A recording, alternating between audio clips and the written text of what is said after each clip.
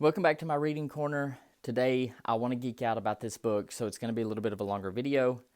Actually, I was so hyped up to talk about this book that I just spent 15 minutes talking about it and wasn't even recording.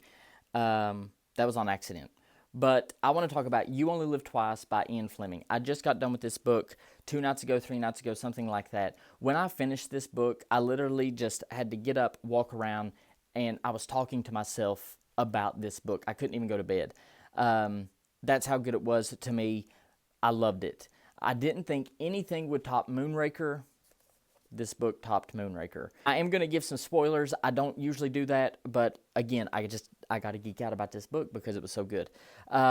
We see that James Bond, this is 8 months after the last book, On Her Majesty's Secret Service, and I'm going to try to talk fast to fit it all in and not waste a lot of time. In those 8 months, he has had 2 missions. He has fumbled them both, one of them very seriously, and Bond is in a state to where he just doesn't care anymore. MI6 is about to give him a honorable discharge, send him on his way. They can't have him in the service anymore. And all of this placates on the fact that he lost his wife in the last book. A psychiatrist suggests to M, let him go on one more mission, a mission that really has an impossible task, and see what happens. So that's what that's what M does. He sends Bond on a mission to Japan. He tells Bond there isn't going to be any of the gunning and shooting and all this kind of stuff. You're going to Japan to see if you cannot get a straight line of intelligence from Japan to Britain, and that's it. Don't believe that that's going to happen, so they send Bond to see what he can do. When Bond gets there, he meets a man named Tiger. Tiger is over their secret police, and Tiger basically says, we know why you're here, we know what you want, we're willing to give it to you, but you got to do something for us. Now, before I continue on, I just want to say, the movie No Time to Die, the last movie that was not just made, but it's the last Bond movie that was made, a lot of people crap on that movie. They don't like it, and I can understand some of the points of why they don't like it. I'm not as harsh on it, but let me tell you something. When you read this book, I believe it will give you a newfound respect for No Time to Die. They took so much from this book and put it in the movie No Time to Die. I can make the case that No Time to Die follows this book better than the actual movie You Only Live Twice. But to continue on, James Bond says, whatever I've got to do, okay, tell me what I got to do.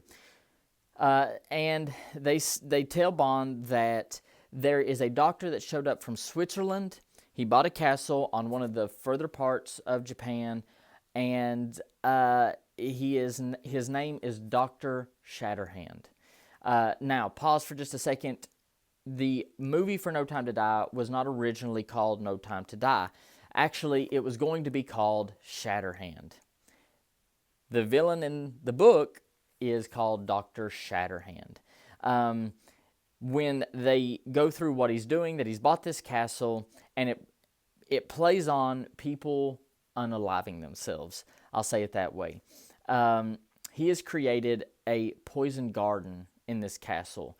Again, if you've watched No Time to Die, you'll know that the villain, played by Rami Malek, Siphon, has an island, not a castle, but an island on the coast of Japan, and he has a poison garden. But yes, this Dr. Shatterhand has created a poison garden within his castle. People are coming there, unaliving themselves, and the rates are just going up and up and up. It's so much so that the castle has been dubbed the Castle of Death. So the government says, we really can't do anything about him. We want you to go in, take him out, and if you do that, we're going to give you what you want. So Bond agrees. And from that point on, he's really learning the culture of Japan. He's doing a lot of things, training, so on and so forth. And then when it's time, he says, okay, now let me see my target. What's the man look like, so on and so forth. When he sees the picture, he understands that this man is not Dr. Shatterhand. It is Ernst Avo Blofeld.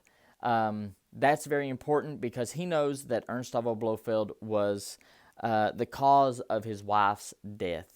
Bond keeps that information to himself because he knows if he tells them, they'll shut down the mission. They'll send in all the police, army, whatever, to go arrest him. And Bond wants this man for himself, so he keeps that information to himself. Anyways, to speed it up, of course, and there's spoilers. Again, I try not to do spoilers, but I'm going to with this book. Bond breaks into the castle, and he takes out Blofeld. There is a scene in the movie of No Time to Die where Bond has his hands around Blofeld's throat, and he says, "Die, Blofeld, die." That is a direct thing, quote, word for word, what happens in this book. Anyways, Bond tries to escape the castle, and when he tries to escape the castle, he takes a bullet to the side of the head. He lives, but he has amnesia. And the girl who lives on this little island that Bond has gotten to know over the past few days, she pulls him out of the river, and she takes care of him for months and months and months, and Bond just can't remember who he is. She's okay with that because she wants to marry him. And we see that, again, something for No Time to Die, not everybody, but a lot of people had a problem with James Bond having a child in that movie. It's right here. In this book, Ian Fleming, the creator, the originator of James Bond, it's in this book. She is about to tell James Bond, I'm with child. I want us to get married and live out our life. But Bond, actually, the book ends with Bond reading a Russian word, and it doesn't bring back all of his memories or anything like that, but he understands that he has had a lot of dealings with Russia, and it ends with him getting on a train and going to Russia to try to figure out who he was because he knows there's more to the story. That's how it ends. This book was amazing, just 10 out of 10. I would recommend this book. If you're going to read it, though, you need to read two other books. You need to read Thunderball, and you need to read On Her Majesty's Secret Service. There is a book in between those two, The Spy Who Loved Me, but you can get away with not reading that. It doesn't really placate on Thunderball, On Her Majesty's Secret Service, and then You Only Live Twice. So, yeah, that's my review. I absolutely love this book. I'm going to keep thinking about it. I'm going to keep talking about it. It's just an amazing book. But that is You Only Live Twice by Ian Fleming.